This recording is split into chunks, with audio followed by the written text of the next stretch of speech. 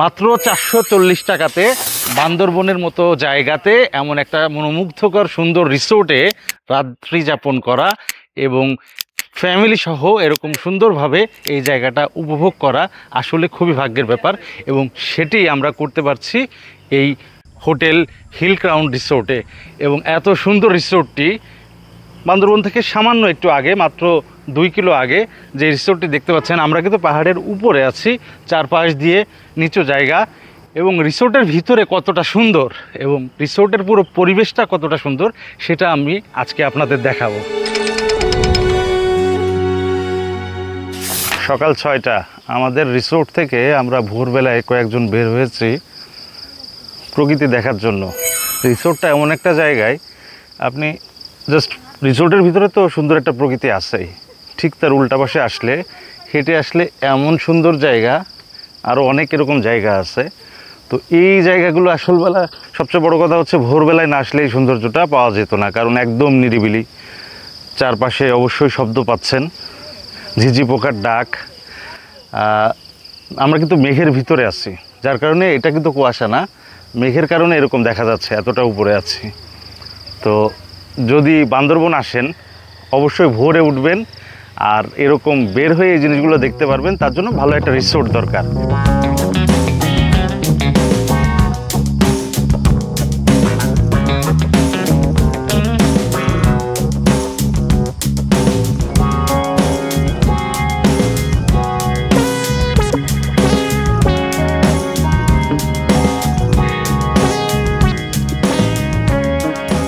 রিসোর্টের পুরো বিষয়টা এবার একটু ক্লিয়ার করে বলি। আমরা লোক ছিলাম 18 জন এবং আমরা নিয়েছিলাম 4টা রুম, ডাবল বেডের 2টা করে বেড আছে প্রত্যেকটা রুমে। তো সেক্ষেত্রে 16 জন হওয়ার কথা, আমাদের 2 জন লোক বেশি ছিল, সেই 2 জন লোকের জন্য উনি আমাদের ব্যবস্থা করে দিয়েছে ওই রুমের ভিতরেই। তো সেই ক্ষেত্রে আমাদের 440 করে পড়েছে, যেটা বললাম। আপনারা যদি 18 জন আসতে হবে এরকম কোনো কথা না, আপনারা যদি 4 জনও আসেন, সেটা এক রুমে আপনারা 4 জন থাকতে পারতেছেন, 2000 টাকা করে প্রতি রুমে ভাড়া পড়তেছে। এবং সেটা কিন্তু সিজন, আমরা কিন্তু নভেম্বরে আসলাম, অর্থাৎ নভেম্বর ডিসেম্বর কিন্তু এদিকে সিজন থাকে। তো সেই হিসাবে এইটা খুবই রিজনেবল। এবং এরকম একটা পরিবেশ, এই পাশে রিসোর্টের পরিবেশ, এই পাশে এরকম একটা টেম্পলের পিছনে এত সুন্দর একটা পাহাড়ি পরিবেশ, সব মিলে দারুণ একটা স্পট হইতে পারে থাকার জন্য, ফ্যামিলি সহ বা আপনারা পার্সোনালি কেউ যদি আসতে চান। এবার আসি খাওয়ার বিষয়টা নিয়ে, যেটা খুবই ইম্পর্টেন্ট। সেই খাওয়ার বিষয়টা বলতে গেলে নর্মালি আমরা চিন্তা করি যে আবার বাইরে কোথাও যেয়ে খাবো, এখান থেকে প্রায় 2 কিলো, যেহেতু 2 কিলোর একটু বেশি হবে, তো অত দূর গিয়ে তো আসলে খাওয়া একটু ঝামেলার।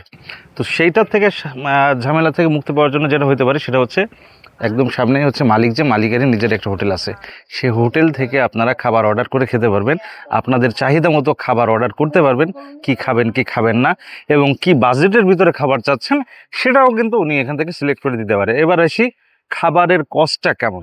খাবারের কস্ট তুলনামূলক অনেক কম, সেটা আপনি যে বাজেট দিবেন বাজেটের ভিতরেও করতে পারে, অথবা ওনাদের বাজেটের মতো করেও করতে পারে। আর যে জিনিসটা, খাবারের টেস্টের কথা বললে, কালকে রাত্রে আমরা অনেক বেশি খেয়ে ফেলেছি শুধুমাত্র খাবারের স্বাদের কারণে। তো খাবারের স্বাদ নিয়েও কোনো টেনশন নাই, যারা আমরা এইসব জায়গা থেকে আসি, বিশেষ করে ওই অঞ্চল থেকে, তাদের যে সমস্যাটা থাকে সেটারও সমস্যা নাই। অতএব নিশ্চিন্তে আপনি এই রিসোর্টে আসতে পারেন, আপনাদের বিনোদনের জন্য ভালো একটা স্থান হতে পারে সময় কাটানোর জন্য। হিল ক্রাউন রিসোর্টের লোকেশনটা এবার একটু বলে দিই। খুব সহজ লোকেশন এবং খুব সুন্দর একটা লোকেশনে, সেটা হচ্ছে মেঘলা পর্যটন স্পট, সবাই চেনে। মেঘলা পর্যটন স্পট থেকে সামনে আসলে গোল্ডেন বুদ্ধ টেম্পল, নতুন হয়েছে এটা।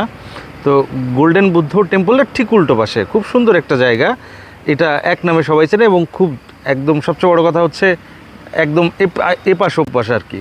তো গোল্ডেন বুদ্ধ টেম্পলের ঠিক উল্টো পাশেই এই রিসোর্টটি, রাস্তার পাশেই, কোনো সমস্যা নাই, ভিতরে ঢুকো লাগবে না, কিছুই না।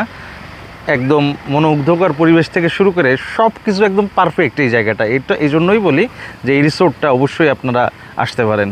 অবশ্যই মনে রাখবেন, হিল ক্রাউন রিসোর্ট।